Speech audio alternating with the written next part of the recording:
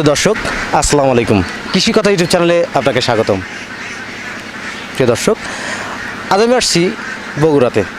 এখানে আমেরিকান এক প্রবাসী ভাই, তিনি হাঁসের খামার করছেন।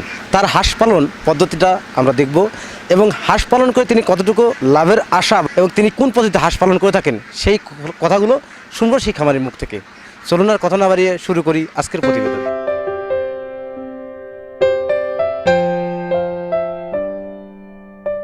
প্রিয় দর্শক, আমার সামনে সেই খামারি ভাই দাঁড়িয়ে আছেন এবং পিছনে খোলা যে খামারটি দেখছেন এই খামারটির মালিক তিনি যে হাঁস পালন করে থাকেন বা কোন কার পরামর্শে তিনি হাঁসের খামারে আসলেন এবং হাঁস পালন করে তিনি কতটুকু লাভবান হতে পারবেন এবং হাঁস পালন করে কী রকম পরিশ্রম করতে হয় সেই কথাগুলো শুনবো এবং আপনাদের মানে উপস্থাপনের চেষ্টা করবো। আমি হোসেন মোহাম্মদের সাথে। ভাই আসসালামু আলাইকুম। ওয়ালাইকুম সালাম। ভালো আছেন? জি আলহামদুলিল্লাহ ভালো আছি। আপনার নাম? আমার নাম টিটু। আপনার নাম টিটু। আপনার দেশের বাড়িটা কই? দেশের বাড়ি বগুড়ায়, এটা এখানে গ্রামের বাড়িতে খামারটা আর কি। আপনি এখানে এই যে ঘরটা করছেন, এই ঘরটা করতে কি পরিমাণ খরচ গেছে? এটা তো অনেক আগেকার করা, এখন ওইভাবে বলতে পারবো না, তারপরও মনে নেই আর কি। অনেক পুরানো আর কি খামার এটা। এখানে আপনি কি করতেন? এখানে মুরগি, আগে আমাদের ডিমের মুরগি ছিল। এখানে আপনি ডিমের মুরগি ছিল? জি। তাই আপনি যে পিছনে যে হাঁসের খামারে আসতেন, আপনি কার পরামর্শে হাঁসের খামারে আসতেন? এটা আপনাদের চ্যানেলে ইউটিউবে দেখে মানে শখ করে এটা করা। তো তারপরে তো এখন বুঝতেছেনই মানে এগুলি আমাদের বদ্ধ অবস্থায় পালন। এটা মানে একটু আমাদের বোঝার ভুল ছিল, যেহেতু এখানে আমাদের মানে হাওর বিল এগুলি নাই। তো এটাই আর কি, এটা বদ্ধ অবস্থায় মানে খাওয়াতে হচ্ছে। এটা এখন এই অবস্থায় আর কি, এই অবস্থায় আসছি। আপনার এইখানে এখন কতগুলো হাঁস আছে? এখানে আমার 3700 হাঁস আছে। 3700 হাঁস আছে। আপনি ইউটিউবের ভিডিও দেখে আপনি হাঁসের খামারটি করছেন? জি হ্যাঁ, আপনাদের চ্যানেলের মারফতে আমি মানে উৎসাহটা পাইছি আর কি। জি, আমাদের চ্যানেলে বা বিভিন্ন ইউটিউবের চ্যানেলে দেখে আপনি উৎসাহটা পাইছেন আজকে। আপনি কি মনে করেন হাঁস পালন করে কি লাভবান হওয়া যাবে? আপনি হতে পারছেন? না এরকম আমার থেকে তো দেখতেছি না, তবে হ্যাঁ আপনি অন্যান্য যেটা যেটা হচ্ছে আপনাদের হাওর বিল, এটা যদি ছেড়ে দেওয়া যেত তাহলে হয়তো বা লাভবান হতাম। কিন্তু আমি এটাকে বদ্ধ অবস্থায় খাওয়াচ্ছি, যার জন্য এটা আমি আমার ক্ষেত্রে দেখতেছি এটা লসের সম্ভাবনা বেশি আর কি। হ্যাঁ। আপনার হাঁসের এখন বয়স কত? আমার হাঁসের বয়স হচ্ছে 2-2.5 মাস। জি। তো আপনার এই যে 2.5 মাস করতে আপনার হাঁসের কি পরিমাণ খরচ গেছে?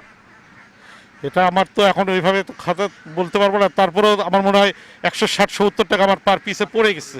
সব মিলে আপনি এ পর্যন্ত কত টাকা ব্যয় হয়েছে? এটা তো এখন ওইভাবে বলতে পারবো, তো তারপর 6-7 লাখ।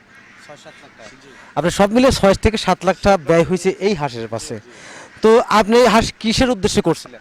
আমি এটা মাংস হিসেবেই উদ্দেশ্য ছিল যে মাংস করব।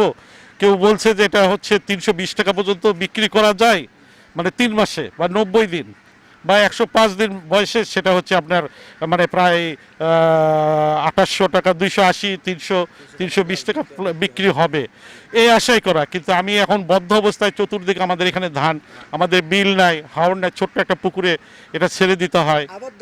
আবদ্ধ অবস্থা আমাকে পালন করতে হচ্ছে, যার জন্য আমি এটা এখন ছেড়ে দিতে লসের সম্ভাবনা দেখতেছি এবং ছেড়ে দেওয়ার জন্য এখন। আপনি যে এই হাঁসগুলো কি করবেন এখন, যে হাঁসের বয়স 2.5 মাস বা 3 মাস যেটাই হোক, আপনার তো মোটামুটি 6 লাখ থেকে 7 লাখ টাকার মতো ব্যয় হয়েছে। হ্যাঁ, তো আপনার এই খামারের আপনি তো দেখাশোনা করেন, আসলে এর মূল উদ্যোক্তা কে ছিলেন? মূল উদ্যোক্তা আমার ভগ্নিপতি, যিনি আমেরিকায় থাকেন, ওনার পরামর্শে এটা করা।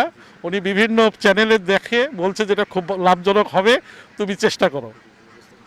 প্রিয় দর্শক, খামারি ভাই যে কথাটা বললেন যে ওনার ভগ্নিপতি আমেরিকা থাকে, আমেরিকার প্রবাসী একজন ব্যক্তি, তিনি বিভিন্ন চ্যানেলের মাধ্যমে বা বিভিন্নভাবে উৎসাহিত পাওয়ার পরে তিনি হাঁসের খামার করার ইচ্ছা পোষণ করলেন এনার কাছে।